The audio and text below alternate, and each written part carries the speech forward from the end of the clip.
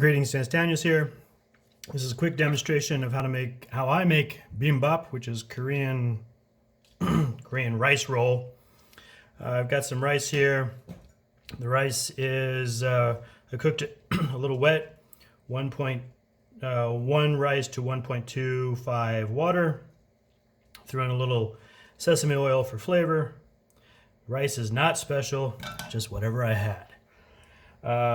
Next, I'm going to put in some greens. This is some parboiled kale. Kale I had in the fridge. I added mostly for color because there's not a lot of flavor after cooking kale. And then some julienned cucumbers, some thinly cut tofu strips that I briefly fried for a couple seconds. And then here are some egg strips. I just blended up some eggs or made an egg omelet, let it cook as thin as possible, cut into strips, and that's what you get.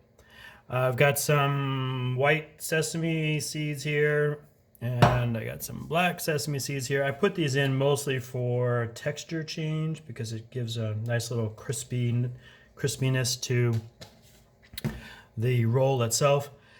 I don't really detect much of a flavor difference between any of them, so that's about it. You can add all kinds of other things like crab or fish or kimchi if you have it, or almost anything really. There are almost no rules in good food, and this is good food because I like it. Because it's relatively fast, and it does have the advantage of keeping for a while. You can make these in advance, put them in the fridge, and they'll be fine for a good 2-3 days. At least it's been my experience.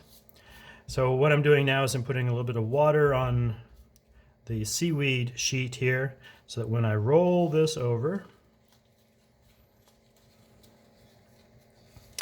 the water will help bind the roll.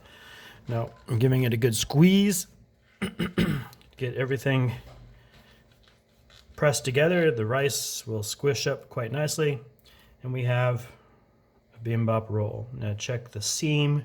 The seam looks good. And you can see it's pretty square, and it's ready to go. You can eat it right now if you so wanted. But I'm not going to do that because I'm going to add it to the other bibimbap rolls I've been making. Super simple, super tasty. Add what you like, and you'll have bibimbap on the menu many nights of the month. Doesn't take much time. It's relatively inexpensive, and it's healthy. Thanks for watching, and happy cooking.